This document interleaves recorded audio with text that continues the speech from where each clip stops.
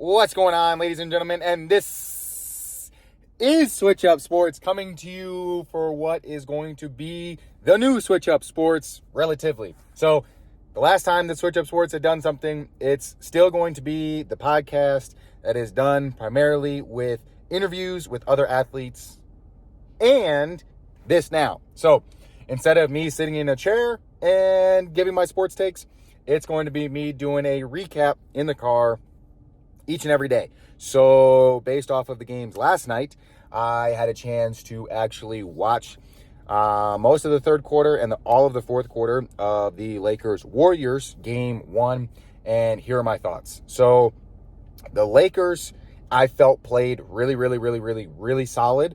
They had it going on the defensive side of the ball, and what I felt like more honestly with the Warriors is it felt somewhat kind of like a lackadaisical effort on offense, to where I understand Anthony Davis was in the paint. I understand Anthony Davis was having a great game. He ended up with 30 points, so he had a really phenomenal game both on the offensive and defensive side of the ball.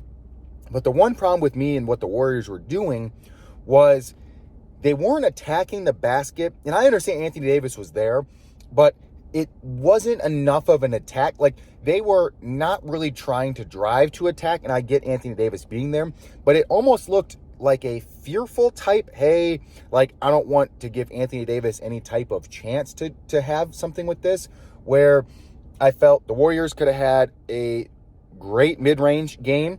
I felt there was a lot of really bad shots that there was taken on the outside, and there were some that were taken not exactly set up or prepared. I feel like Jordan Poole, I understand he had a +7 ± yesterday, but I still feel like Jordan Poole is the one awkward piece that he doesn't play the Warriors system.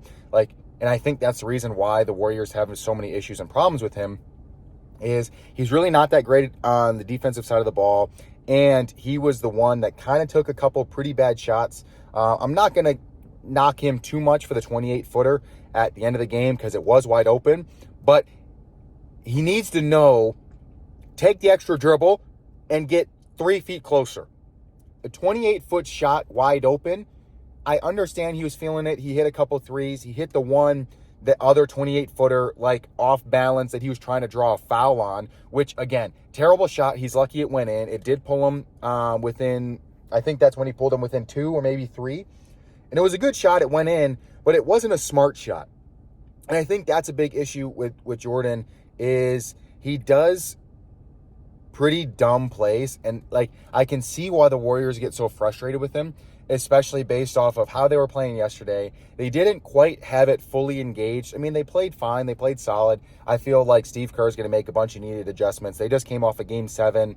And I don't know entirely if the Warriors are going to come out really that flat.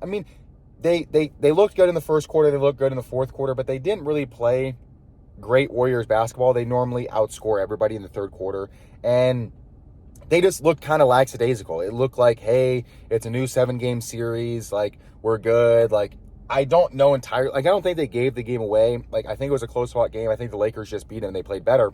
But realistically, I think the Warriors still have a very solid chance of winning the series. But it's going to take a lot better effort by Draymond Green. I think Kevon Looney is an absolute liability on offense. There are so many times where they get the ball to him and he's near the elbow and he has no clue what to do with the ball. It is purely 4-on-5 sometimes when they come down on the offensive side of the ball. And so the Warriors really have to find a way to either get the spacing working better. I was liking Curry bringing the ball up in that adjustments in the fourth quarter, with Curry bringing the ball up, getting a high pick and roll, getting him a chance to get a little bit free rather than doing a lot of the off ball stuff. It was a good game. At the end of the day, the Lakers played really solid. AD had a phenomenal game. I think he pretty much dominated on both the offensive and defense side of the ball. I think he is a guy that can potentially have another game like that. I don't think every game's going to be like that, and I think that's more or less the reason why I still feel like the Warriors have a very good chance. But at the end of the day, I think what Steph Curry does for the game of basketball is ultimately the better thing here.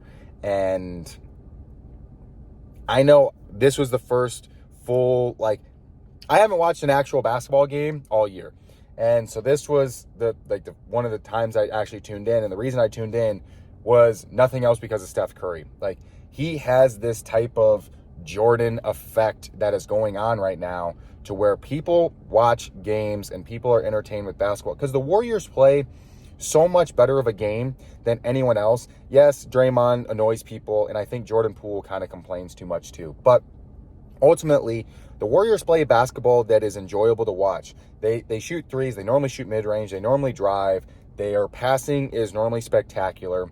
They play organized basketball. Like, it is a different game than what other teams are playing. And I understand the Russell Westbrook thing. Like, yes, he's a phenomenal athlete, and it was the same even like when D Rose was in his prime and he was, doing things. But a lot of it was ISO basketball. There was really not this flow and movement and passing and a system that was working. It was just, hey, you're a great player, you're going to score on offense and you're going to do you, versus what the Warriors are doing. It's more of a team game, but it's not even just a team game because it's like a couple guys, but it all works in tandem. Everybody's kind of moving. Everyone's got some type of motion. There's off-ball screens.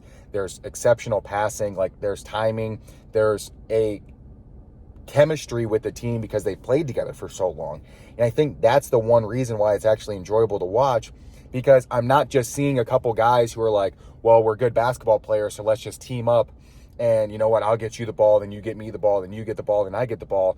Versus what the Warriors do is it's like, hey, we're a team, so whoever's open, we're going to do the needed adjustments and needing things to make it work on both ends. So I think the Warriors kind of have a tough road ahead. I think the size is a tough element. I think they need to shoot light years better. I think they need to get some effort of trying to draw more fouls. I think if they try to drive to the basket, maybe try to get AD in foul trouble. I think, yes, AD is a great defender, but I think this notion of, Kevon Looney not being a big man and not really going up and trying to get AD in any type of efforts, like there was a lot of hesitation is what I saw yesterday.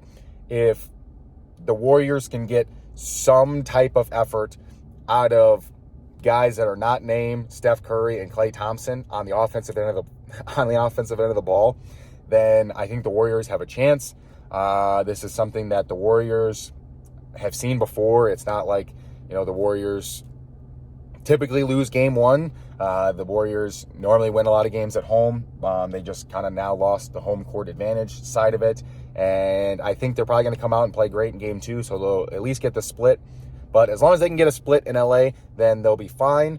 And we know that Game 7 will be back in the Chase Center if it makes it to there. So I think that's a good thing for them. I think they can make it to Game 7. I think this is probably going to be a 7-game series. The fact that the Lakers did win Game 1, because I think it's going to be a split and a split. And then I think hopefully the way it goes from there is the home team wins out. And so that way it's Warriors in 7. So that's my prediction. Warriors in 7. The Nuggets look good. The Suns look like trash. The Suns are playing a five-man game, and now with Chris Paul out, it's purely the 5-man game with Cameron Payne in there. The Celtics, I think, bounce back tonight, and they look a lot better, and they will even the series up. But other than that, that's kind of about it today for Switch Up Sports. I will holla at you guys tomorrow because I will be watching the 76ers and Celtics tonight. So I will give you guys that lowdown and that breakdown tomorrow morning. But for the new age of what Switch Up Sports is going to be in terms of quick, about 10-minute shows, little recaps of the previous day. Not going to mess around too much with it. Just going to essentially, I'm trying to just post a bunch of content. I'm trying to give you guys as many sports takes as possible. So these will then also probably be broken down into some shorts. So hopefully you guys are going to see me a lot, and hopefully you guys keep enjoying it. But all to do the fun YouTube stuff, comment, share, subscribe, like, all that fun stuff. Let me know what you guys think. What do you guys think in this series? Do you guys think you have Warriors? Do you have Lakers?